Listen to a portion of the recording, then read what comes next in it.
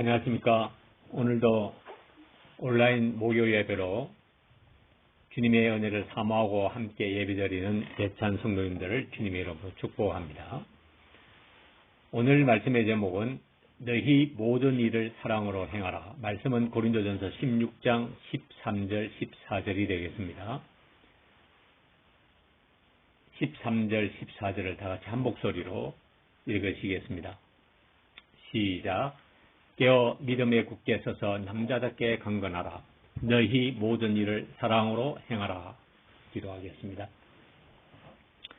매주 목요일 온라인 예배를 통하여서 신령한 은혜를 받게 하셔서 감사합니다. 오늘도 진리의 성령님께서 저희들에게 합당한 은혜를 부어주셔서 주님의 은혜 속에서 더 강건한 성도들이 되게 하시고 이 어려운 시대를 믿음으로 또 주님이 주시는 은혜와 능력으로 능히 승리하게 하옵소서. 이 시간 진리의 성령님을 의지합니다. 진리의 성령님께서 우리 성도님들 한 분 한 분들 마음속에 역사하여 주시옵소서. 예수님의 이름으로 기도합니다. 아멘. 우리가 신앙생활을 하면서 간과하기 쉬운 죄가 있습니다. 여러 가지가 있겠지만 오늘은 사랑으로 행하지 않는 것에 대해서 생각해 보고자 합니다. 요한일서 3장에 보면 형제를 사랑하지 않는 자는 하나님께 속하지 아니한 자요 그 형제를 미워하는 자는 살인하는 자라 하였습니다. 나아가서 우리들이 말과 혀로만 사랑하지 말고 오직 행함과 진실함으로 사랑하자고 했습니다. 그런데 우리는 얼마나 사랑하고 있는지요? 사랑하고 싶은데 사랑하지 못해서 얼마나 몸부림을 치며 하나님 앞에 간구하고 있는지요. 겉으로 드러나는 죄만 죄가 아니라 보이지 않지만 불순종하고 행하지 않는 죄에 대해서 이 시간 깊이 돌아보는 시간이 되시기를 주님의 이름으로 축복합니다.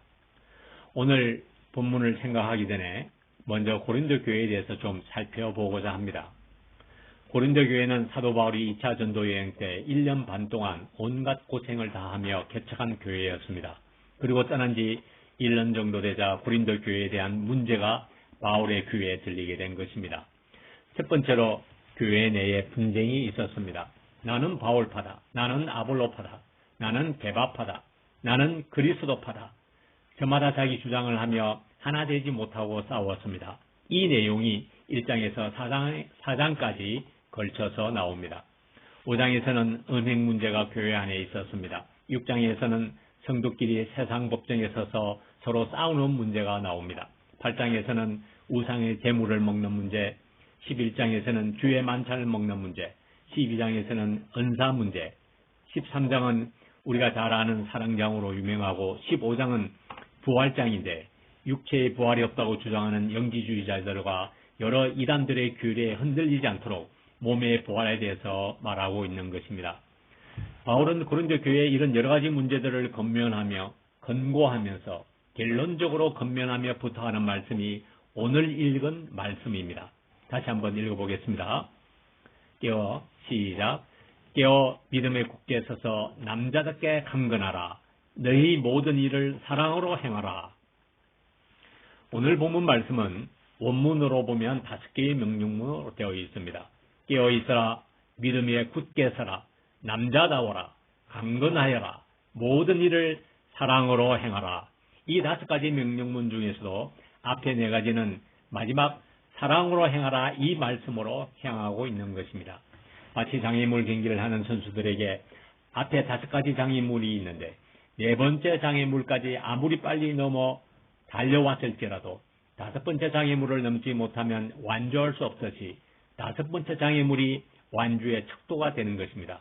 이처럼 모든 일에 사랑으로 행하라라는 말씀은 앞에 4개의 명령문의 결론이기도 하지만 어쩌면 고린도전서 전체를 통틀어 바울이 고린도 성도들에게 간곡하게 부탁하며 권면하는 결론적인 말씀이라 할 수 있습니다. 다시 13절을 보겠습니다. 첫째는 깨어있으라입니다. 여기서 깨어있으라, 비온 요와 가하드는 영적인 긴장을 풀지 말라는 뜻입니다. 고린도 지방에는 각종 사단의 유혹들이 우는 사자와 같이 두루 돌아다니며 삼킬자를 찾고 있었습니다. 특히 고린도 지방의 조약된 문화는 너무나 위험했습니다. 그러므로 그들이 사단의 밥이 되지 않기 위해서는 근신하며 깨어 있어야 하는 것입니다. 우리도 잠깐이라도 영적인 긴장을 풀게 되면 사단은 우리 공동체의 성령의 그릇을 깨우자 교묘하게 역사합니다. 전혀 사단의 역사인지 알아차리지 못하도록 인간의 감정에 호소하도록 하며 자존심을 부추기고 자존심을 내세우게 합니다. 아니나 다를까 어디선가 불협화음이 들리기 시작합니다. 이렇게 불협화음이 들리면 이것은 100% 사단의 역사입니다. 우리는 깨어서 나의 약점을 파고드는 사단과 싸워야지 사람과 싸우면 사단에게 지고 마는 것입니다. 깨어 있어야 합니다. 두 번째는 믿음에 굳게 서라고 권면합니다. 굳게 서라는 말은 확고하게 서서 흔들리지 말라는 뜻입니다. 고린도 지방에는 각종 인본주의, 육신주의, 자유주의, 신비주의, 이단의 세력들이 판을 치고 있기 때문에 복음신앙의 뿌리를 내리지 않으면 흔들릴 수밖에 없었습니다.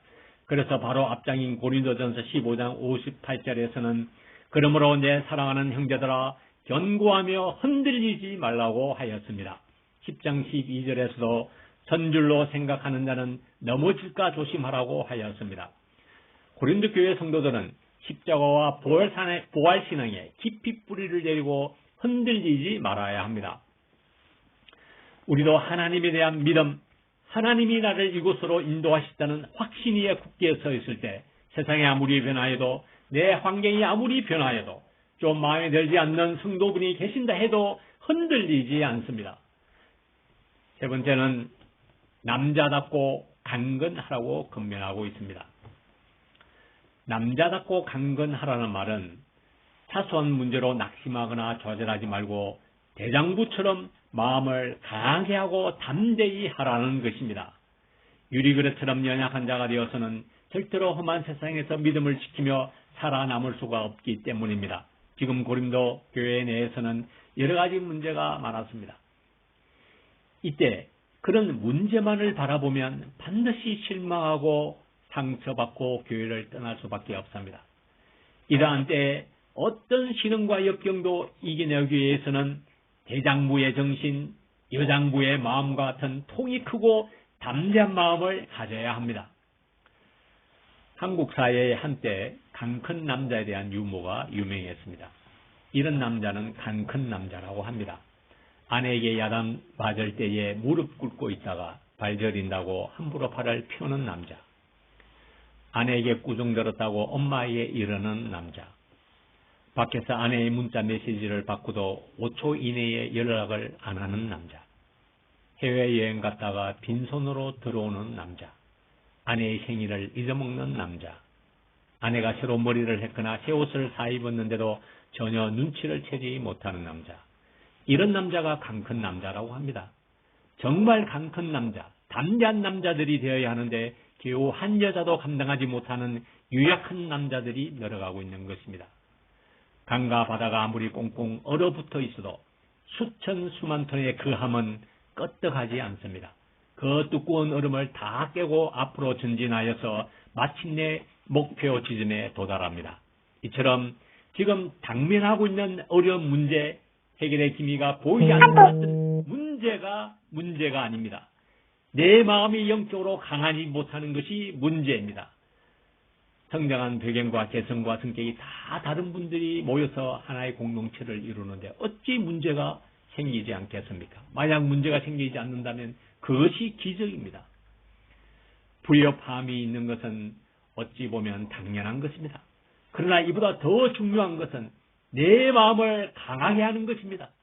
사단이 어떤 의심의 불화살을 쏘아대고 불신과 미움을 심는다 해도 내 마음이 주님의 은혜 속에서 강하여지고 담대하면 모든 은수의 불화살은 눈 녹듯이 놓아버립니다.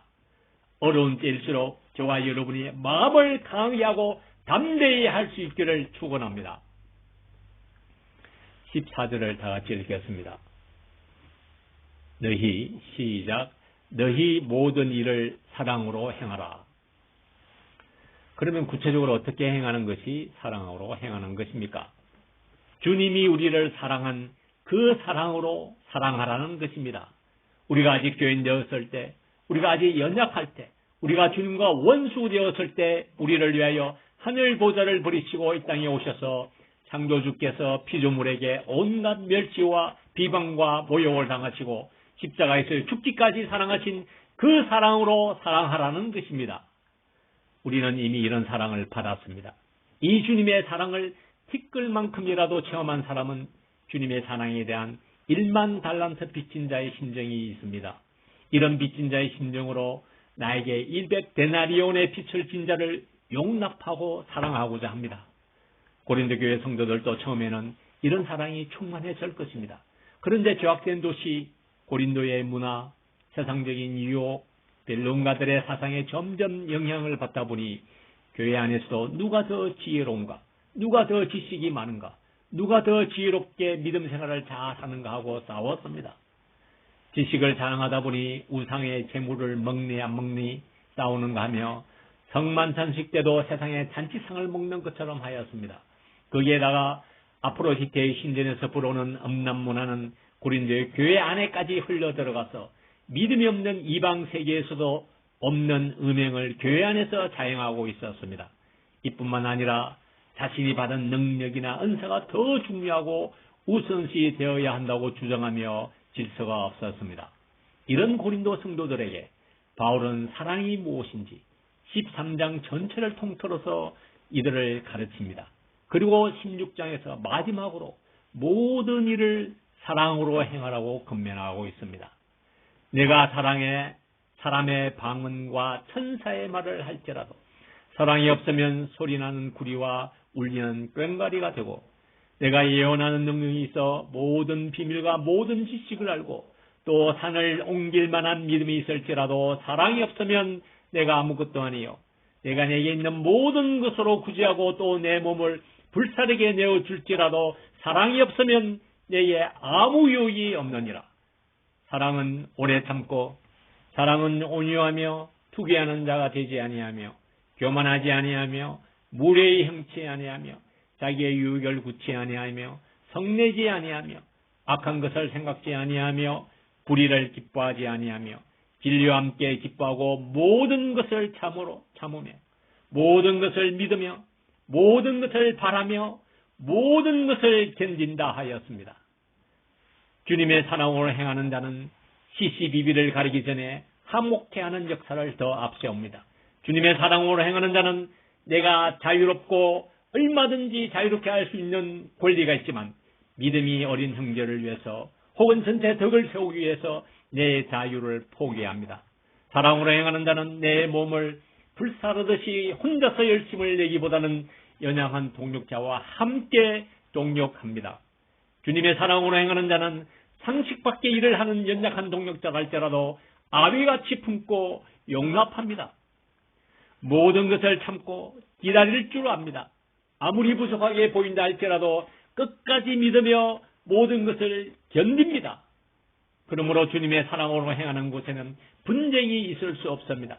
서로 잘났다고 자랑하지도 않습니다. 자기 의를 드러내지도 않습니다. 자신의 억울함을 호소하지도 않습니다.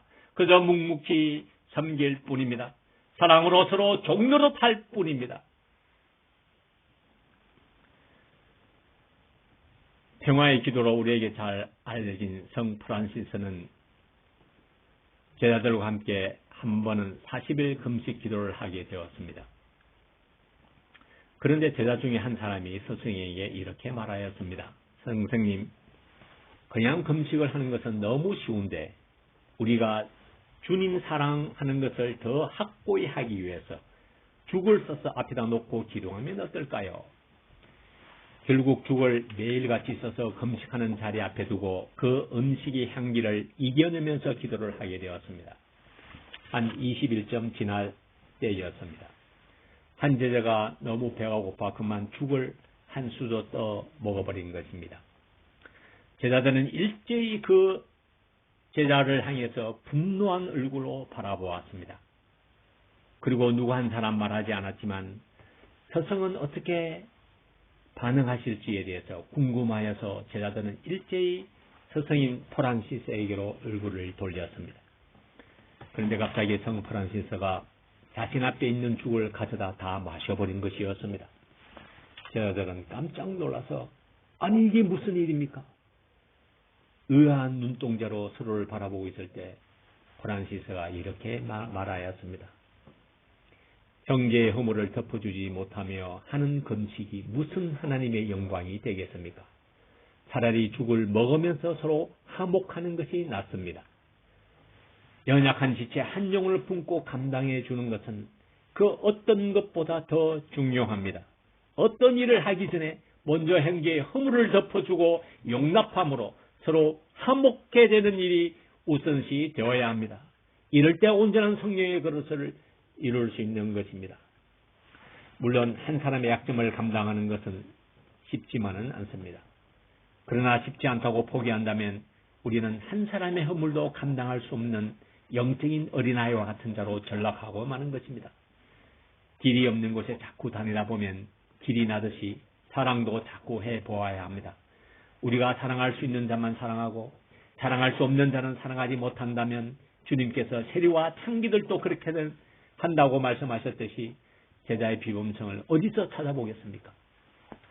나아가서 사랑으로 섬기는 것이 외적인 섬김만 있는 것이 아닙니다. 그 영혼을 위해서 중보하며 허물과 약점을 품고 감당하는 것은 보이지 않지만 큰 사랑입니다. 뿐만 아니라 자신도 모르고 있는 죄 문제와 같이 싸워주어야 합니다. 판단하고 정죄하듯이 하는 것이 아니라 정말 그 죄로 인해서 자신이 회개하듯이 동일시한 회개를 하며 겸손과 온유로 인격적으로 간곡하게 말씀드려야 합니다. 세상적인 죄악을 고집하고 있는 영혼들에게는 교회의 이름으로 치리를 하기도 해야 합니다. 조금 아픔이 있다 할지라도 어떤 모양으로든지 그 영혼의 생명을 살리는 사랑을 해야 하는 것입니다. 이런 영적인 사랑이 그 어떤 것보다 더 귀합니다.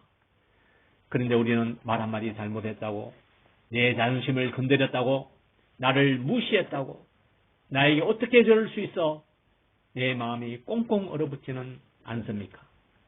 사단은 항상 시시비비를 가리도록 나를 부추기지만 성령님은 항상 70번씩 7번이라도 용서하라고 하십니다.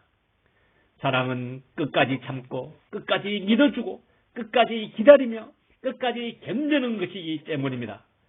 우리가 잊어서는 안 될 일이 있습니다. 시편 139편 16절을 보면 내 행질이 이루기 전에 주의 눈이 보셨으며 나를 위하여 정한 날이 하나도 되기 전에 주의 책에 다 기록이 되었나이다. 우리 모두는 우리가 이 세상에 태어나기도 전에 주님은 우리 인생의 완벽한 플랜을 가지시고 우리 영혼을 어머니 자궁 속에 넣으시고 이 세상에 태어나게 하셨습니다. 그리고 우리를 위해서 친히 피 흘려 생명을 값으로 주시고 우리를 사셨습니다. 이제는 우리 인생의 목적지에 먼저 가 계셔서 거기서 우리를 오라고 손질하고 계신다는 사실입니다. 우리가 연약하여 중간중간에 넘어질지라도 주님은 한 번도 포기하지 않습니다. 주님은 친히 성령님을 통해서 우리가 주님이 계획하셨던 그 길을 걷도록 옆에서 도우시고 인도하시고 계십니다. 주님은 결코 현재의 모습으로 나를 보시지 아니한다는 것입니다. 주님이 계획하셨던 마스터 플랜 속에서 장차 그렇게 아름답게 변화된 그 사람을 보듯이 그 눈으로 나를 바라본다는 사실입니다. 우리 인생의 창조주요, 우리 인생의 주인이신 주님께서 그런 눈으로 나를 바라보시는데 내가 어떻게 내 눈의 잣대로 행계를 판단할 수 있겠습니까? 또 분명히 기억해야 할 사실은 내가 형제 자매에게 사랑으로 행하는 그 행위 속에 마귀는 힘을 잃고 더 이상 역사하지 못한다는 사실입니다. 내가 먼저 주님의 사랑으로 가득 차면 그것은 한 영혼에 대한 불쌍히 여기는 긍휼로 나타나기도 하고 어떤 모양으로든지 섬김의 사랑으로 나타나기도 하며 그 영혼의 제 문제로 인해서 자신의 하나님 앞에서 애통이 해결하는 중보의 사랑으로 나타나기도 합니다. 한 영혼에 대해서 존중과 깊은 신뢰로 나타나기도 합니다. 이런 사랑으로 행하는 개인이나 공동체에는 마귀는 한 길로 왔다가 7길로 쫓겨간다는 사실입니다. 그러므로 내 심령에서부터 주님의 사랑이 흘러가게 해야 합니다. 내 심령에서부터 주님의 사랑이 흘러가게 되면 우리 공동체 내에서는 자연히 주님의 사랑이 흘러가게 되어 있습니다. 만약 우리 공동체에 주님의 사랑이 흘러가지 않는다면 주님은 결코 기뻐하실 수 없을 것입니다. 사실은 이 말씀 앞에 가장 먼저 회개하고 합당한 열매를 맺어야 할 사람은 바로 저입니다. 저는 하나님의 말씀을 정확하게 모르고 자기 나름대로 알고 주장하거나 고집하는 사람들을 보면 나도 모르게 분노가 솟구쳐서 관계성이고 뭐고 할 것 없이 그냥 그 사람과 싸우려고 달려드는 경향이 있습니다. 그러다 보면 변론하게 되고 관계성만 나빠지는 것을 몇 차례 경험하고 나서도 잘 고쳐지지가 않습니다. 이는 그 무엇보다도 제가 주님의 사랑으로 행치 아니하기 때문임을 고백합니다. 주님, 사랑으로 행하지 않는 죄의 죄를 용서하옵소서. 제가 주님의 사랑으로 행하는 것이 아니면 이제는 입을 여는 자가 되지 않게 하시고 주님의 사랑으로 행할 수 있는 자가 되도록 주님께서 저에게 은혜와 긍휼을 베풀어 주옵소서. 주님, 이 시간 주님의 사랑으로 행치 아니한 일들을 돌아보게 하시고 예찬 공동체 안에 주님의 사랑으로 행하는 역사만 일어나게 하옵소서. 우리 안에 주님의 사랑의 물결이 파도처럼 흘러 넘쳐서 모든 사단의 속박이 풀어지고 사단의 괴계가 완전히 박살나게 하옵소서. 우리를 통해서 능히 그렇게 하실 주님을 찬양합니다. 할렐루야. 기도하겠습니다. 하나님 아버지, 그동안 주님께 1만 달란트 빚진 자인데 100데나리온의 빚을 요구하는 참으로 못난 저 자신과 우리들의 모습을 돌아보게 됩니다. 주님, 주님의 사랑을 다시 저의 마음속에 부릴 듯 하게 하옵소서. 주님을 사랑하던 그 사랑으로 연약한 형제, 또 세상 사람들은 다 포기한다 할지라도 주님의 사랑으로 빚진 우리 한 사람 한 사람들이 그 행기를 주님의 사랑으로 사랑할 수 있는 자가 되게 하시고 그런 예찬 공동체가 되어 하나님 아버지, 이 시대에 주님이 기뻐하시는 예찬 공동체요 예수 찬양 교회가 되도록 축복하여 주시옵소서. 예수님의 이름으로 기도합니다. 아멘.